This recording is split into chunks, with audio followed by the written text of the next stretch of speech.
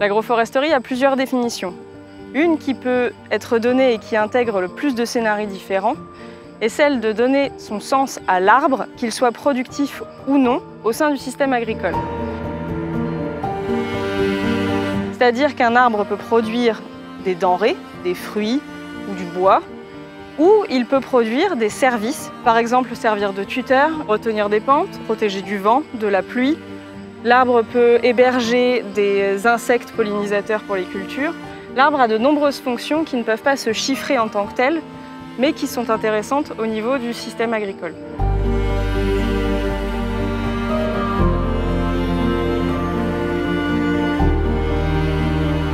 L'agroforesterie, c'est vraiment le fait de considérer l'arbre comme une composante à part entière du système dans lequel on va produire ici du cacao. Et l'intérêt de mettre des arbres, ça va être par exemple de chercher différents bénéfices, comme le fait d'apporter de l'ombrage, de protéger du vent, de favoriser l'apport de matière organique et donc d'avoir un cycle de nutriments qui est plus efficient. On peut le chercher notamment au travers de légumineuses qui sont fixatrices d'azote. Elle va avoir aussi des avantages de créer un microclimat. Donc du coup, on va avoir un effet tampon en fonction des variations de température et d'hygrométrie qui peuvent être effectives à l'extérieur du système. Ici, on a des Zingas, c'est intéressant parce que c'est des légumineuses arborescentes, donc des arbres fixateurs d'azote, qui vont favoriser donc la nitrification de l'azote dans le sol et donc l'apport d'azote aux plantes. Donc on a vraiment plein d'effets bénéfiques. On est sur des systèmes qui permettent de diversifier la production, qui permettent aussi une plus grande durabilité et pérennité de l'ensemble des systèmes. Mais on a quand même un grand besoin de technicité et de temps d'entretien des systèmes qu'il ne faut pas négliger.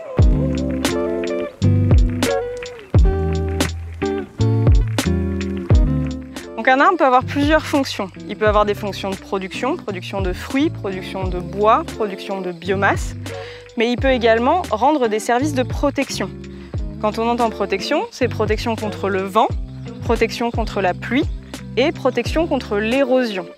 L'érosion, c'est le phénomène qui se produit quand on a de la pluie qui tombe sur un sol nu et qui arrache le sol pour l'amener en bas de la pente par gravité.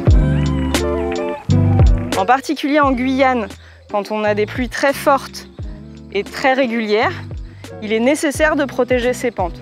Donc ce qu'on va faire avec les arbres, c'est les planter le long des courbes de niveau, c'est-à-dire que tous les arbres vont être plantés exactement à la même altitude afin de maintenir cette terre cultivable sur une bonne épaisseur sur toute la surface de la pente. Je dirais intrinsèquement et naturellement, beaucoup d'agriculteurs d'ailleurs et de Guyane faisaient de la permaculture, font de la permaculture et font de l'agroforesterie. Hein, le système d'abatis, pour moi, c'est ça, c'est-à-dire bon, du brûlis, et on plante en dessous et avec plusieurs variétés et des stades différents.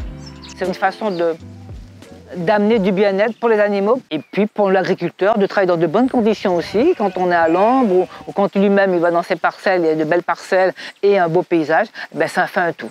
Et je crois que l'agriculture, c'est aussi ça pour moi, ce n'est pas uniquement que le côté économique qu'on produit, et puis pour le paysage que ça donne pour les citoyens quand ils viennent sur nos exploitations pour voir que nos élevages se font dans de belles conditions, bonnes et belles conditions pour les animaux et pour l'agriculteur eux-mêmes.